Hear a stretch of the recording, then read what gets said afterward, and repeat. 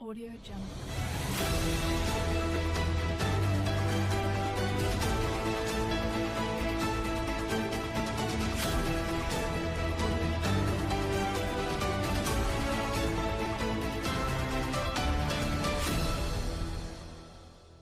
Audio Jungle. Bhajap સરકાર એ ગુજરાતના દલિતો, આદિવાસીઓ, મુસ્લિમો, ઓબીસો અને ગરીબ સમાજની સામે જાણે યુદ્ધ છેડી દીધું હોય એવી ક્રૂરતા ઉપર ઉતરી આવી છે.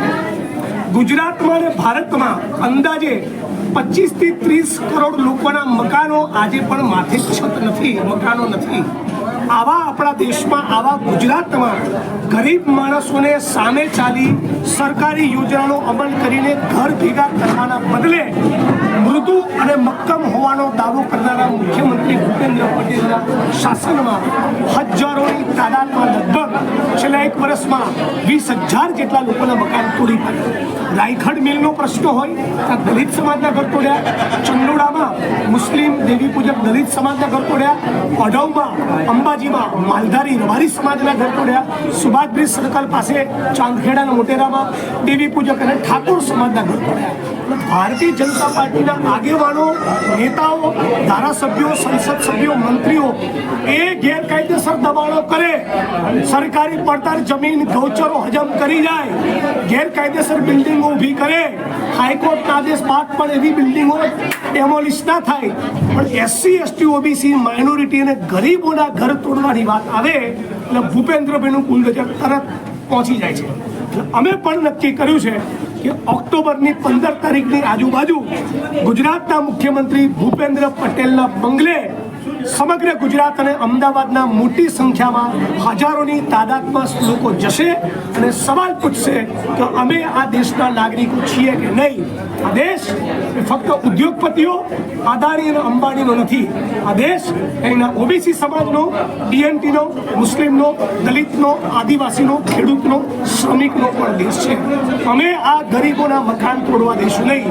આ કોંગ્રેસના કાર્યકારી પ્રમુખ તરીકે પણ કહું છું અને બંધારણમાં માનનારા ગુજરાતના નાગરિક તરીકે પણ. સાથોસાથ 8 તારીખે વિધાનસભાનું સત્ર શરૂ થઈ રહ્યું છે ત્યારે અમદાવાદ શહેરના અમારા શહેર પ્રમુખ સોનલબેન પટેલના નેતૃત્વમાં આ બધા ઝૂંપડાવાસીઓ જેમના ઘર તોડ્યા છે એ સેવાદળના અધ્યક્ષ લાલજીભાઈ અમે બધા સાથે મળી, નાગરિક સંગઠનો સાથે મળીને વિધાનસભા પણ લોકો પોતાની વેદનાને વાચા આપવા માટે પહોંચે એ કોલ પણ આજે મંચ ઉપરથી આપ્યો છે. જિજ્ઞેશભાઈ, ખાસ કરીને ડિમોલેશન થાય છે તો એ દરમિયાન કેટલાક અધિકારીઓ છે તેમની મર્યાદાઓ ભૂલી જતા હોય છે, લોકો સાથે ઉદ્ધતાઈભર્યું વર્તન કરતા હોય છે, તો આ બાબતોને કઈ રીતે જો છો? અને ગાંધીનગરમાંથી છૂટેલા આદેશના પગલે પોલીસ ઇન્સ્પેક્ટરો અને બીજા અન્ય ઉચ્ચ અધિકારીઓને એક પ્રકારનો ફાટવા ચડતો હોય છે અને ઘણા અધિકારીઓને એવું પણ હોય છે સરકારે 2 દંડા મારવાનું ના કીધું હોય તો એ સરકારની ચાપલુસી કરવાથી પ્રમોશન મળે એવો 25 વર્ષનો જે સિલસિલો છે એના કારણે 2 દંડા ગરીબોને વધારે પણ મારતા હોય છે. જેમ કે રાયખડના પીઆઈએ આ દલિત સમાજની ગરીબોની વસ્તીમાં જઈને એવું કીધું થોડાક બનાવના મકાના બધા રાષ્ટ્રદ્રોહીઓને, જે શ્રમિકો કાળી મજૂરી કરીને ગુજરાત માટે પેદા કરે છે એ ગુજરાતના નાગરિકને તમે રાષ્ટ્રદ્રોહી કહો. આ હિંમત પોલીસ ઇન્સ્પેક્ટરમાંથી ક્યાંથી આવે છે? અને ગઈકાલે પોલીસ કમિશનરને રજૂઆત કરી છે. આવનારા દિવસોમાં રાયખડમાં ચાલતા તમામ દારૂ જુગારના અડ્ડાનું લિસ્ટ પણ આપવાનો છું. જ્યાં સુધી એ ભાઈની શાન ઠેકાણે નહીં આવે ત્યાં સુધી લડવાના છીએ. એટલે પોલીસ પ્રશાસનના માણસો એ સંયમમાં રહે. તમારું કામ ખાલી કાયદોનો વ્યવસ્થા જાળવવાનું છે, બીજું ડાપણ કરવાનું નથી. પણ સાથોસાથ આ ગરીબ માણસને મકાન મળે, ગરીબોના મકાન ન તૂટે એ અમારી પહેલી પ્રાથમિકતા રહેશે. જિગ્નેશભાઈ, આ બાઉન્સરો જે છે એ ગુંડાઓ જ છે એક જાતના, કે એ લોકોનું ભૂતકાળ આપણે જુઓ. પોલીસને કોઈ અધિકાર, કોઈ સત્તા કાયદેસર નથી કે બાઉન્સરો લઈને આવે. આની પણ તપાસ થવી જોઈએ.